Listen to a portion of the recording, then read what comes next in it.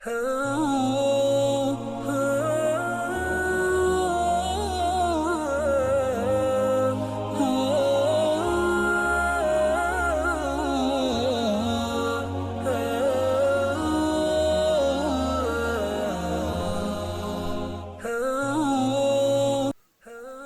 پر ایمان لانے کا مطلب یہ ہے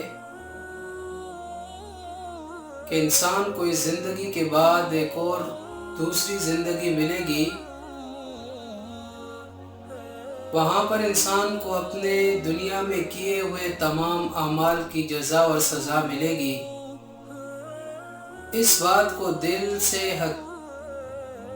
اس حقیقت کو دل سے سمجھ لینے کا نام آخرت پر ایمان ہے۔ اور ایک اصول ہے کہ جو بھی کام ہوتا ہے اس کا ایک نتیجہ اور اثر نکلتا ہے، اور انسانی عقل کا تقاضا یہ ہے کہ پھر انسان جو دنیا میں برائی کرتا ہے تو اس کی سزا بھی اس کو ملنی چاہیے، اور جو آدمی دنیا کے اندر اچھائی کرتا ہے اس کو ادھر ہی اس کا انعام اور جزا ملنی چاہیے۔ لیکن ایسا نہیں ہے، ہم دیکھتے ہیں کہ بروں کو ان کی برائی کی سزا اور اچھوں کو ان کی اچھائی کی جزا اور انعام دنیا میں اکثر نہیں ملتا۔ تو اللہ تعالیٰ کے عقل، اللہ تعالیٰ کے فیصلے کا اور اللہ تعالیٰ کے عدل کا تقاضا یہ ہے کہ ایک ایسا دن ہو جس میں بروں کو ان کی برائی کی سزا اور اچھوں کو ان کی اچھائی کی جزا اور انعام ملے، اور وہ اللہ نے آخرت کا دن رکھا ہے۔ اور یاد رکھے، دنیا تو دارالامتحان، امتحان کی جگہ ہے۔ اگر یہیں پر جزا اور سزا کے فیصلے ہونے لگے تو پھر امتحان کی کیفیت نہیں رہے گی۔ اللہ تعالیٰ نے دنیا کے اچھائی اور برائی کے نتیجے کو پردہ غیب میں رکھ دیا ہے، تاکہ ہر انسان کے امتحان ہو جائے کہ کون انبیاء کی تعلیمات پر عمل کرتا ہے اور کون نہیں کرتا۔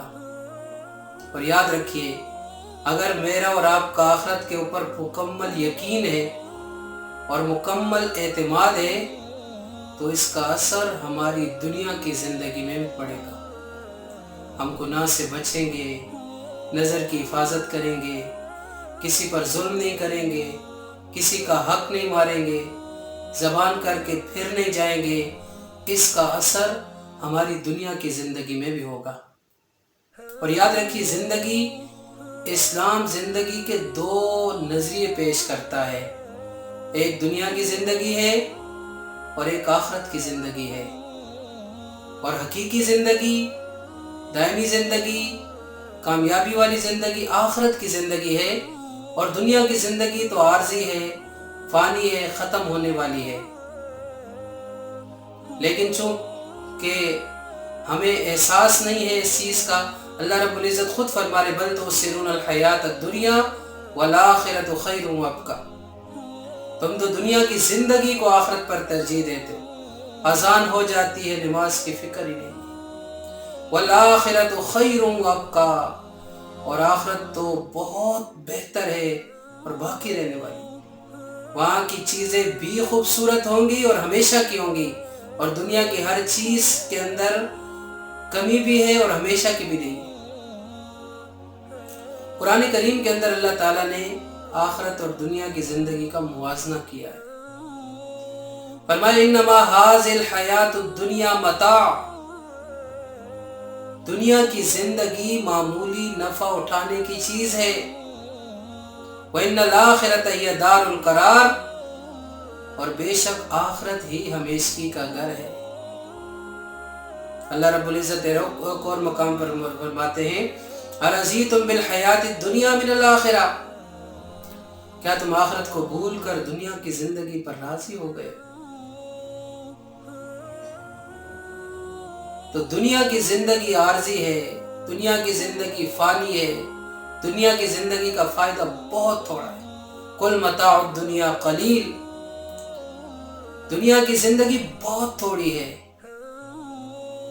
وَإِنَّ الْآخِرَةَ خَيْرٌ لِمَنِ اتَّقَىٰ، اور بے شک آخرت اس کے لیے ہے جو تقوی اختیار کرتا ہے۔ اللہ رب العزت فرماتے ہیں انما حاضل حیات الدنیا متاع، دنیا کی زندگی معمولی نفع ہے، وَإِنَّ الدَّارَ الْآخِرَةَ لَهِيَ الْحَيَوَانُ، اور آخرت کی زندگی اصل زندگی ہے، اصل گھر ہے۔ یاد رکھیے میرے بھائیو، ہم مسلمان یا جو بھی انسان دنیا کے اندر آئے وہ مسافر ہے۔ عالم ارواح سے عالم بطن ماں کے پیٹ میں آئے اور عالم بطن سے اب اس دنیا کے اندر ہم زندگی گزار رہے ہیں۔ اب اس کے بعد کا ہمارا سفر جو ہے وہ قبر کا ہے، چاہے اس حقیقت کو ہم تسلیم کریں یا نہ کریں، اس کی تیاری کریں یا نہ کریں، بالآخر ہم نے قبر کے اندر جانا ہے، اور قبر کے اندر بھی ہمیشہ نہیں ہے بلکہ عالم برزخ سے نکل کر پھر عالم آخرت، اور وہ ہمیشگی کا اور آخرت کا گھر ہے۔ یاد رکھیے میرے بھائیو، عالم ارواح کے اندر ہم ہزاروں سال رہے، ہمیں پتہ نہیں ہے، اور ماں کے پیٹ کے اندر آ گئے پھر، اور 9 مہینے رہے، اور اس کے بعد سے نکل کر دنیا میں آ گئے۔ عالم دنیا میں زیادہ سے زیادہ 60-70 سال وقت ہے، اور اس کے بعد جو قبر کا سفر ہے کوئی پتہ نہیں کتنا لمبا ہے، لوگ بھول جائیں گے کہ کون تھا کون نہیں تھا۔ ہاں، عمل سے زندگی بنتی ہے جنت بھی جہنم بھی، یہ خاکی اپنی فطرت پہ نہ نوری ہے نہ ناری ہے۔ انسان تو مٹی سے بنی ہوئی چیز ہے، اصل انسان کی اللہ کے ہاں قیمت بنتی ہے اچھے اعمال سے، اچھے اخلاق سے۔ قرآن کریم کی آخری آیت کے اندر اللہ رب العزت فرماتے ہیں وَاتَّقُوا يَوْمًا تُرْجَعُونَ فِيهِ إِلَى اللَّهِ، ڈرو اس دن سے جس دن تم اللہ کی طرف لوٹائے جاؤ گے، جس دن تم اللہ کے سامنے پیش ہوگے۔ ثُمَّ تُوَفَّى كُلُّ نَفْسٍ بِمَا كَسَبَتْ، ہر انسان کو جو اس نے اچھا عمل کیا یا برا کیا اس کا پورا پورا بدلہ ملے گا۔ وَهُمْ لَا يُظْلَمُونَ، اور اللہ رب العزت کی ذات انسانوں پر ظلم بھی نہیں کرے گی۔ یہ نہیں ہے کہ نیکی کی ہو اور اس کا بدلہ نہ ملا ہو، یا گناہ کیا ہو اس کی سزا زیادہ ہو جائے، ایسا نہیں ہوگا۔ اللہ کی ذات ظلم کے ارادے سے بھی پاک ہے۔